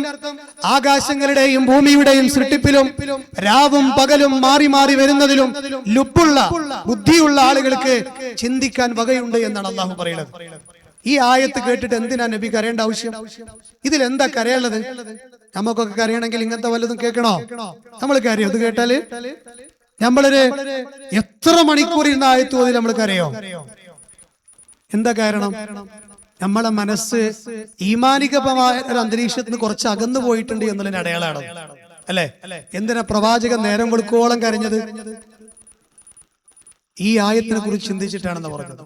അതുകൊണ്ട് പരിശുദ്ധ ഖുർആൻ ഇങ്ങനെ വായിക്കുന്ന സമയത്ത് കേവലം ചില അറബി അക്ഷരങ്ങളുടെ വരികളിലൂടെ കണ്ണുകൾ ഇങ്ങനെ പ്രയാണം ചെയ്യുന്നു എന്നുള്ളതിന്റെ അപ്പുറത്ത് പരിശുദ്ധ ഖുർആൻ നമ്മുടെ ഹൃദയത്തിലേക്ക് ഇങ്ങനെ സന്നിവേശിക്കുന്ന ഒരു അവസ്ഥ ഉണ്ടാകണം. അതിന് ഞാൻ അള്ളാഹുവിനെ സാക്ഷിയാക്കി പറയാണ്, അതിനൊരു സുഖമുണ്ട്, അതിനൊരു ആസ്വാദനമുണ്ട്, അതിനൊരു ലഹരിയുണ്ട്. നമ്മൾ എപ്പിസോഡുകളായി കാണുന്ന സീരിയലുകളേക്കാൾ, എപ്പിസോഡുകളായി കാണുന്ന പല അതുപോലെയുള്ള കാര്യങ്ങളെക്കാൾ, റീൽസുകളേക്കാൾ, ഹറാമുകളേക്കാൾ നല്ല സുഖവും ആശ്വാസവും അള്ളാഹുവിന്റെ ദീനിൽ അള്ളാഹു നമുക്ക് പഠിപ്പിച്ചു തന്നിട്ടുണ്ട് എന്ന് സഹോദരിമാരെ നിങ്ങൾ എപ്പോഴും മനസ്സിലാക്കണം. അതോടൊപ്പം ഞാൻ അവസാനിപ്പിക്കുന്നു, വിശുദ്ധ ഖുർആൻ അത് നമ്മുടെ ജീവിതത്തിന്റെ ഗന്ധിയാക്കി നമ്മൾ മാറ്റണം. ഖുർആനോട് എങ്ങനെയുള്ള ബന്ധമാണെന്ന് പറഞ്ഞത്? ഒറ്റ വാക്ക് ഞാൻ അതിനെ കുറിച്ച് പറയാം. ഖുർആനുമായിട്ടുള്ള ഒരു വിശ്വാസിയുടെ ബന്ധം വേണ്ടത് സുഹ്ബത്താണ് എന്നാണ്. അല്ലെ? സുഹ്ബത്ത് എന്ന് പറഞ്ഞ എന്താണ്? അതായത് ഇന്റിമേറ്റ് ഫ്രണ്ട് എന്നൊക്കെ നമ്മൾ പറയില്ലേ, ആ രൂപത്തിൽ അഗാധമായിട്ടുള്ള ബന്ധമാണ് അത്ര ഖുർആനോട് നമുക്ക് വേണ്ടത്. അങ്ങനെ ഒരു ബന്ധം ഈ ഇരിക്കണം നമുക്കുണ്ടോ? അൽഹംദുലില്ലാഹ്, നമ്മളെ പഠനയിലാകട്ടെ, ഓരിമുക്കിലാകട്ടെ, ഇനി വേണ്ട നമ്മളെ മൊബൈൽ ഫോണിലാകട്ടെ, നമ്മുടെ പണ്ഡിതന്മാർ ക്ലാസ് എടുക്കുന്നത്, ഉസ്താദന്മാർ ക്ലാസ് എടുക്കുന്ന അവസരങ്ങൾ, ഇനി വേണ്ട പണ്ടെങ്ങോ ആരോ പ്രസംഗിച്ചത് ആ പഴകിയത് കേട്ടിട്ട് നമുക്ക് ബോറടിക്കുകയാണോ? ശരി, ലൈവ് ക്ലാസ്സുകൾ നമ്മുടെ ഈ പഠന ഈ സെന്ററിൽ നടക്കണില്ലേ? ഉണ്ട്. ഇനി നമ്മൾ ഏത് ശാഖയിൽ നിന്നാണോ വരുന്നത് അവിടെ അതില്ലേ? നമ്മളൊന്ന് ഇടപെട്ടാൽ നടക്കൂലേ? വേണ്ട, സ്ത്രീകൾക്ക് മാത്രം, പുരുഷന്മാര് വേണ്ട. എടുക്കാനും പറഞ്ഞു കൊടുക്കാനൊക്കെ ഉള്ള ഉസ്താദന്മാർ നമുക്കുണ്ട്. വിശുദ്ധ ഖുർആനുമായിട്ട് നമ്മൾക്ക് ബന്ധമില്ലാതെയായി പോയി കഴിഞ്ഞാൽ സഹോദരിമാരെ, നമ്മേക്കാൾ വലിയ നഷ്ടക്കാര് വേറെ ആരുള്ളത്? ഖുർആനിന്റെ ആളുകളായി ജീവിച്ചിട്ട് നരകത്ത് പോവാ, ഇസ്ലാമിന്റെ ആളുകളായി ജീവിച്ച് നരകത്ത് പോവാ, പ്രവാചകൻ സല്ലല്ലാഹു അലൈഹി വസല്ലമയുടെ അനുയായിയായിട്ട് നരകത്ത് പോവാ. ആലോചിച്ച് നോക്കൂ നിങ്ങൾ. കാരണം ദുനിയാവിലും സമാധാനം തരുന്ന അതാണ്, ഇനി മരിച്ചു പോയാലും ഖബറിലും ചോദിക്കുന്നതാണ്, ഉയർത്തിയെഴുന്നേൽപ്പിന്റെ ദിനത്തിലും ചോദിക്കുന്നതാണ്, സ്വർഗത്തിലെത്തിയാലും അല്ലാഹ് ഓതാൻ പറയുന്ന ഖുർആനാണ്. എന്തിനു വേണ്ടി? പദവികൾ കിട്ടാൻ വേണ്ടിയിട്ടാണ്. ഓരിമുക്കിലെ നമ്മുടെ ഷമീർ ഉസ്താദ് എടുക്കുന്ന ഖുർആൻ ക്ലാസ് ഉണ്ട്. ഇവിടെ എല്ലാ വ്യാഴാഴ്ചയും അസറിന് ശേഷം ക്ലാസ് നടക്കുന്നുണ്ട്. ഓരിമുക്ക് പള്ളിയിൽ വെള്ളിയാഴ്ച സ്ത്രീകൾക്കും പുരുഷന്മാർക്കും ഉണ്ട്. അള്ളാഹുവിനെ കുറിച്ച് മാത്രം പഠിക്കാനുള്ള ക്ലാസ്സുകളുണ്ട്. നമ്മളെ മലയാളത്തിലെ ഹുതുബകളുണ്ട്. അതിന് പുറമെ നമ്മുടെ പൊതുപരിപാടികളുണ്ട്. ഇതുപോലെയുള്ള എക്സ്ട്രാ വിജ്ഞാന വേദികളുണ്ട്. ഇതൊക്കെ എന്തിനാ? നമ്മുടെ ഈമാൻ ചാർജ് ആക്കാനാണ്.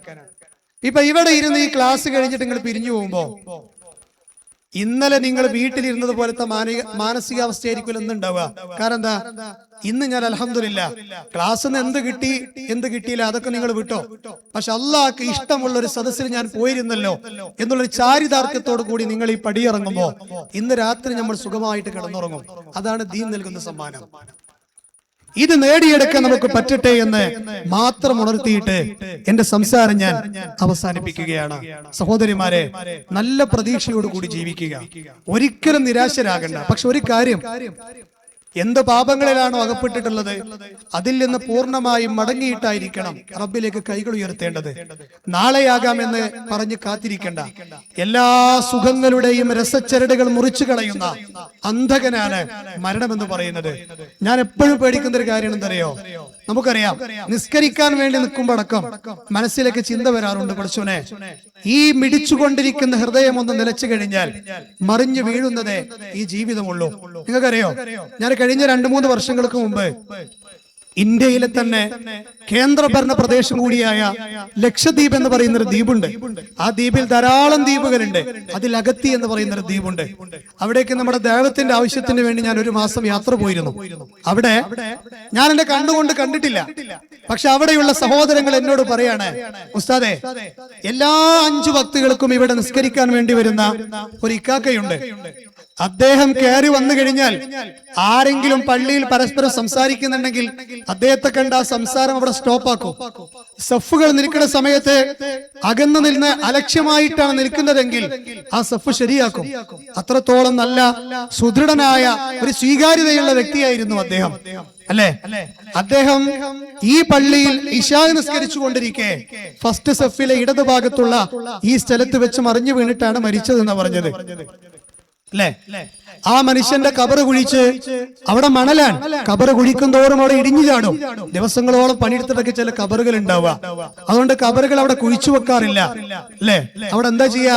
മരിച്ചു കഴിഞ്ഞാൽ മണിക്കൂറുകൾക്ക് മുമ്പേ പടുത്തുയർത്തിയിട്ടാണ് അവിടെ കബറുകൾ ഉണ്ടാക്കുക. കാരണം മണലാണ് അവിടെ. ആ മനുഷ്യന് വേണ്ടി കബറൊരുക്കിയിട്ട് അദ്ദേഹത്തെ അതിലേക്ക് ഇറക്കുമ്പോഴൊക്കെ ഞങ്ങൾ പറഞ്ഞിരുന്നത് എന്താ? എന്തൊരു നല്ല മരണാണെന്ന് പറഞ്ഞിരുന്നു. വീട്ടിലിങ്ങനെ സീരിയലിന് മുമ്പിൽ ഇരിക്കുമ്പോഴാണ് മരിച്ചതെങ്കിൽ നാളെ പരലോകത്ത് എങ്ങനെ വരിക? നിങ്ങള് ആ സീരിയലും കണ്ടിട്ടാണ് അത്ര വരിക. ഹദീസിലുണ്ട്, ഒരു ഹറാമ് ചെയ്തുകൊണ്ടിരിക്കുകയാണ് റബ്ബ് നമ്മളെ റൂഹിനെ പിടിക്കുന്നതെങ്കിൽ ആ ഹറാമ് ചെയ്തിട്ടാണ് നാളെ പരലോകത്ത് വരിക. അള്ളാഹു നമ്മെ കാത്തു രക്ഷിക്കുമാറാകട്ടെ. ഇതിനേക്കാൾ വലിയ ഹതഭാഗ്യം എന്താണുള്ളത്? അല്ല, അമാലു ബി ഖവാതീം എന്നല്ലേ? അള്ളാഹു നോക്കുന്നത് നിങ്ങളുടെ പ്രവർത്തനങ്ങളുടെ അവസാനത്തിലേക്കാണ്. അവസാനം നന്നാകണം. അതിനെന്ത് വേണം? നമ്മൾ നന്നായി പ്രവർത്തിക്കുക, അല്ലേ? ഇപ്പൊ ഏതാനും ദിവസങ്ങൾക്ക് മുമ്പ് മരണപ്പെട്ട നമ്മുടെ പള്ളിയിൽ വരുന്ന സജീവനായ ഒരു വ്യക്തിയുടെ ജ്യേഷ്ഠൻ, അദ്ദേഹം ഇന്നലെ അദ്ദേഹത്തിന്റെ കൂടെ ഞാനിങ്ങനെ ഒരു കടയിലിരുന്ന് ചായ കുടിക്കുമ്പോ അദ്ദേഹം എന്നോട് പറയാണ്, പിന്നെ ഞാൻ കുറച്ചു ദിവസമായിട്ട് അദ്ദേഹത്തെ കണ്ടിരുന്നില്ല, കണ്ടപ്പോ അദ്ദേഹം എന്നോട്, ഇപ്പൊ ഷമീർ ഉസ്താദ് ഉണ്ടായിരുന്നു എന്റെ കൂടെ, ഞങ്ങളോട് അദ്ദേഹം പറഞ്ഞു എന്താണെന്നറിയോ, അദ്ദേഹത്തിന്റെ പെൺമകളെയും 2 കുട്ടികളെയും നാട്ടിലേക്ക് പറഞ്ഞയച്ചു. ഇദ്ദേഹം 3 ദിവസം കഴിഞ്ഞിട്ട് വരാൻ വേണ്ടി നിൽക്കുകയാണ്. ആ 3 ദിവസം കഴിഞ്ഞ് വരാൻ വേണ്ടിയിട്ടുള്ള ടിക്കറ്റ് എടുക്കാൻ വേണ്ടി പോയപ്പോ ടിക്കറ്റ് കിട്ടല്ല. ഇപ്പൊ കുറച്ച് പ്രയാസത്തിലാണ്. പക്ഷേ ടിക്കറ്റ് എടുക്കാൻ വേണ്ടി പോണ സമയത്ത് ടിക്കറ്റ് കിട്ടാതെ മടങ്ങി വന്നപ്പോ ഒരു സുഹൃത്ത് പറഞ്ഞു, എന്റെ അടുത്തൊരു ടിക്കറ്റ് ഉണ്ട്, എനിക്ക് അത്യാവശ്യമില്ല, നിങ്ങൾ നാട്ടിലേക്ക് വേണേ പോയിക്കോളി. ആ ടിക്കറ്റ് മേടിച്ചിട്ടാണ് അദ്ദേഹം നാട്ടിലേക്ക് വരുന്നത്. നാട്ടിലേക്ക് വന്ന് കണ്ണൂർ എയർപോർട്ടിൽ ഇറങ്ങിയിട്ട് വീട്ടിക്ക് മടങ്ങണ വഴിയിലാണ് വണ്ടി ഇടിച്ച് തല പൊളിഞ്ഞത്. ആ മനുഷ്യൻ മരണപ്പെട്ടു. ഇന്ന് അദ്ദേഹം ഖബറിലാണ്, അല്ലെ? അപ്പൊ എന്താണ്? മരിക്കാൻ വേണ്ടി ടിക്കറ്റ് ചോദിച്ചു വാങ്ങിയതുപോലെ ഇത്രത്തോളം ദുർബലനാണ് നമ്മൾ. 5 കാര്യങ്ങൾ അള്ളാഹുവിനെ മാത്രമേ അറിയൂ എന്ന് അള്ളാഹു പറഞ്ഞപ്പോ, ഏത് ഭൂമിയിൽ വെച്ചാണ് നിങ്ങൾ മരിക്കുക എന്നും നിങ്ങൾക്കറിയില്ല എന്ന് അള്ളാഹുവിന്റെ പരിശുദ്ധ ഖുർആനിൽ അള്ളാഹു പറഞ്ഞതായി നമുക്ക് കാണാൻ പറ്റും. അതുകൊണ്ട് മനസ്സ് തുറന്ന് ഞാൻ പറയാണ്, ആത്മാർത്ഥമായി നമുക്ക് റബ്ബിലേക്ക് മടങ്ങാം, അല്ലെ? എന്നോട് ഒരാള് ചോദിച്ചു, ഉസ്താദേ, നിങ്ങള് സുന്നത്ത് നിസ്കരിക്കുമ്പോ സുജൂദിൽ ഇങ്ങനെ കുറെ നേരം കിടക്കണ്ടല്ലോ, എന്തത്ര തോന്നെ പറയാൻ എന്ന് ചോദിച്ചാണ്. എന്നോട് ഇടക്കിടക്ക് അയാൾ ചോദിക്കാറുണ്ട്. ഞാന് എന്റെ മഹത്വമായിട്ട് ഞാൻ പറയുന്നല്ല, ഞാൻ ഏറ്റവും കൂടുതൽ ആസ്വദിക്കുന്ന രംഗം എന്ന് പറയുന്നത് എന്റെ റബ്ബിന്റെ മുന്നിലുള്ള സുജൂദാണ്. ആ സുജൂദിൽ ഞാൻ സുന്നത്ത് നിസ്കരിക്കുമ്പോൾ കുറെ നേരം കിടക്കാറുണ്ട്. എന്റെ മനസ്സിൽ നിന്ന് വരുന്ന പ്രാർത്ഥനകളിൽ എന്നോട് പ്രാർത്ഥിക്കാൻ പറഞ്ഞ ക്യാൻസർ രോഗികളെ ചിത്രങ്ങൾ എന്റെ മനസ്സിലേക്ക് വരാറുണ്ട്. എന്റെ ഭാര്യയുടെ മുഖം വരാറുണ്ട്, ആദർശ സുഹൃത്തുക്കളുടെ മുഖം വരാറുണ്ട്, എന്റെ വേണ്ടപ്പെട്ടവരുടെ മുഖം വരാറുണ്ട്, എന്റെ പരലോകത്തെ കുറിച്ചുള്ള ചിന്തയും വരാറുണ്ട്. അതെന്റെ റബ്ബിനോട് ഇങ്ങനെ പറഞ്ഞിട്ട് എണീക്കുമ്പോ എനിക്ക് കിട്ടുന്ന ഒരു സുഖം അതെനിക്ക് വേറെ ആർക്കും തരാൻ കഴിയില്ല. എന്റെ റബ്ബ് മാത്രം എനിക്ക് തരുന്നതാണ്.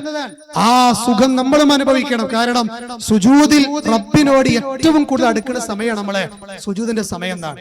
അതുകൊണ്ട് സഹോദരിമാരെ, ഇത്തരം നന്മകൾ നമുക്ക് ഒരുപാട് അവസരങ്ങൾ നമ്മുടെ നാട്ടിലുണ്ട്. അൽഹംദുലില്ലാ. നാളെ എന്താ നാളെ ബുധനാഴ്ച ഇൻഷാ അല്ലാഹ് നമ്മുടെ ഒരു പടന്നയിൽ വെച്ചിട്ട് ഒരു വിജ്ഞാന സദസ്സുണ്ട്, അല്ലെ? നമ്മുടെ നാട്ടിലെ പരിപാടിയാണ്. എന്താണ് അതിനു വേണ്ടി നമ്മൾ ചെയ്തത് എന്ന് നമ്മളൊന്ന് ആലോചിച്ച് നോക്കുക. നമ്മൾ കേൾക്കാൻ വരേണ്ട ആൾക്കാരല്ല. ഈ ഇരിക്കുന്ന എല്ലാ മുഖങ്ങളിൽ അധിക മുഖങ്ങളും എനിക്ക് അറിയുന്ന മുഖങ്ങളാണ്. നമ്മൾ ആരും കേൾക്കാൻ വരേണ്ടവരല്ല, നമ്മളൊക്കെ അതിന്റെ അണിയറ പ്രവർത്തകരാണ്, അല്ലെ? ഒന്നുമില്ല, നമ്മളെ ആരോ ഉണ്ടാക്കിയ ഒരു പോസ്റ്റർ ജസ്റ്റ് ഒന്ന് 2 ക്ലിക്ക് ചെയ്തിട്ട് ഒന്ന് സ്റ്റാറ്റസ് ആക്കിയാൽ, അതൊന്ന് ഷെയർ ആക്കിയാൽ, ഒരുപക്ഷെ ആ പോസ്റ്റർ കണ്ടിട്ട് ഒരാൾ ആ പരിപാടിക്ക് വന്നു കഴിഞ്ഞാൽ അയാൾ അവിടെ ഇരുന്ന് കേട്ട സമയത്തിന്റെ മുഴുവൻ കൂലി ഞമ്മക്കാൻ. ഇനി ആള് ശിർക്കിലും വിധേയത്തിലുമുള്ള ഒരാളാണെങ്കിൽ അതിന് മടങ്ങിയാലോ നമുക്ക് സ്വർഗം കിട്ടാൻ അത് മതി. അപ്പൊ നിങ്ങളെല്ലാവരെയും നാളത്തെ പ്രോഗ്രാമിലേക്ക് ഞാൻ ക്ഷണിക്കുകയാണ്. മഴയില്ലാതിരിക്കാൻ പ്രാർത്ഥിക്കണമെന്ന് പറയാൻ എനിക്ക് പേടിയാണ്. കാരണം ഇപ്പൊ നല്ലോണം മഴ കിട്ടേണ്ട സമയമാണ്.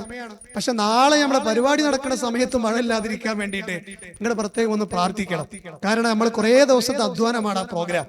നമ്മുടെ കേരളത്തിലുള്ള 2 മാസത്തെ തൗഹീദ് നിർഭയത്വത്തിന് എന്ന് പറയുന്ന ക്യാമ്പയിൻ അത് സമാപിക്കാൻ പോവാണ്.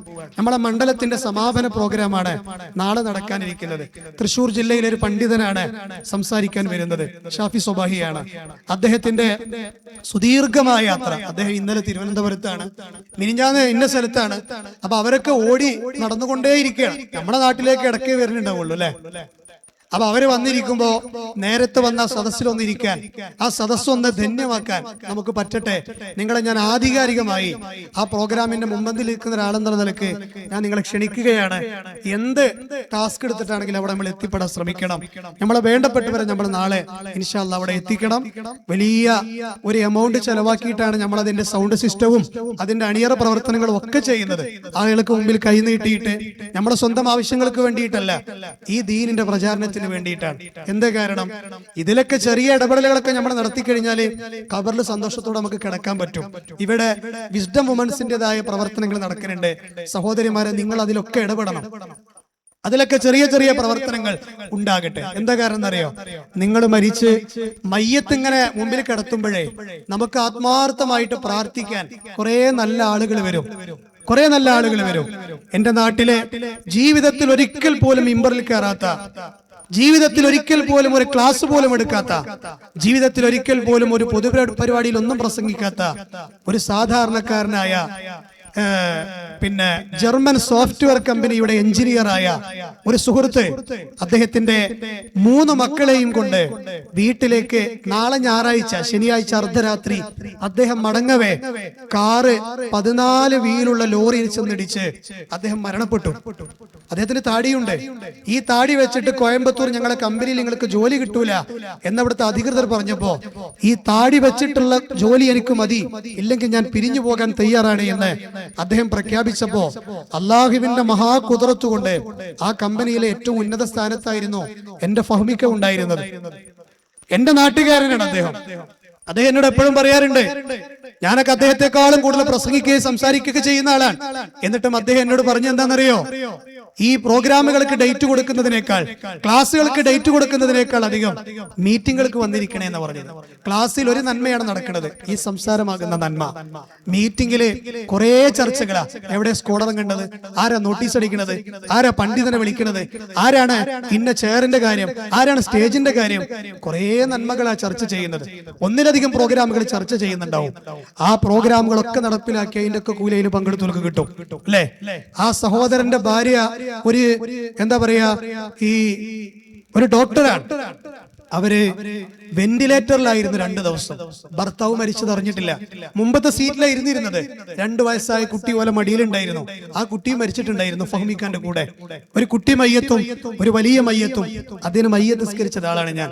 അദ്ദേഹത്തിന്റെ ഉപ്പ ഉമർ മാഷാണ് ഇമാമ നിന്നത്. അദ്ദേഹം പറഞ്ഞൊരു വാക്കുണ്ട്, എന്റെ മകൻ ഭാഗ്യവാനാണ്, അവന്റെ ചെറിയ കൊച്ചുകുട്ടിയുടെ കൂടെ അവനെ കബറിൽ അന്തി ഉറങ്ങാൻ കഴിഞ്ഞല്ലോ എന്നാണ്. 2 വയസ്സാണ് പ്രായം. ഫഹ്മിക്കക്ക് അത്യാവശ്യം വലിയ സാലറി ഉണ്ട്, വലിയ വീട് കയറ്റിയിട്ടുണ്ട്. ആ ഹൗസ് വാമിങ്ങിന് വേണ്ടി ഭാര്യ വീട്ടിൽ നിന്ന് കുടുംബത്തെ കൂട്ടി വരുമ്പോഴാണ് മരണം. ആ പുതിയ വീട്ടിൽ അദ്ദേഹത്തിന്റെ മയ്യത്താണ് കിടത്തിയത് അല്ലെ. ജീവിതത്തിൽ ഒരുപാട് പ്രതീക്ഷകൾ നമുക്ക് ഉണ്ടാവും, അതൊന്നും നടന്നോളന്നില്ല ഞാൻ പറയണത്. ഈ വെന്റിലേറ്ററിൽ കിടക്കുന്ന ഭാര്യ പറഞ്ഞ വാക്കെന്താണെന്നറിയോ അല്ലെ, ഈ ഭാര്യക്ക് ബോധം വന്നു കഴിഞ്ഞാൽ അവളെ എങ്ങനെയാണ് ഇവരുടെ മരണം പറഞ്ഞ് മനസ്സിലാക്കി കൊടുക്കുക എന്നുള്ളതായിരുന്നു കുടുംബത്തിന്റെ അടുത്തൊരു ടാസ്ക്. അവള് ബോധം തെളിഞ്ഞ ഉടനെ പകുതി തുറന്ന കണ്ണോടുകൂടി കുടുംബക്കാരോട് പറഞ്ഞത് ഫഹ്മിക്ക പോയല്ലേ എന്നാണ്. ഭർത്താവ് പോയില്ലേ എന്ന് ചോദിച്ചു. കാരണം ആ ഇടിക്കണ സമയത്ത് ചെറിയൊരു ഓർമ്മ അവർക്ക് ഉണ്ടായിരുന്നു. പക്ഷെ 2 വയസ്സായ കുട്ടി മരിച്ചത് അപ്പോഴും അറിഞ്ഞിരുന്നില്ല. ആ സഹോദരിയുടെ ചോദ്യം എന്തായിരുന്നു അറിയാക്ക്, ഇത് എനിക്കറിഞ്ഞൂടാ, നമുക്കിത് പറയാൻ അവകാശം ഉണ്ടോ എന്നുള്ളത്. നമ്മളൊക്കെ പ്രസംഗിക്കുന്ന, ക്ലാസ് എടുക്കുന്ന, ഖുതുബ കേൾക്കുന്നു, പക്ഷെ ഈ ഈമാനിക തലത്തിലേക്ക് നമ്മൾ എത്തിക്കണമെന്ന് എനിക്കറിയില്ല. ആ സഹോദരി ചോദിച്ച ചോദ്യം, മയ്യത്ത് നിസ്കരിക്കാൻ ആളുണ്ടായിരുന്നോ എന്നാ ചോദിച്ചത്. ഇനി എനിക്ക് ആരാണെന്ന് പറഞ്ഞ് പൊട്ടിക്കരയല്ല പ്രതിസന്ധി ഘട്ടത്തിൽ. മയ്യത്ത് നിസ്കരിക്കാൻ ആളുണ്ടായിരുന്നോ എന്നാ ചോദിച്ചത് അല്ലെ.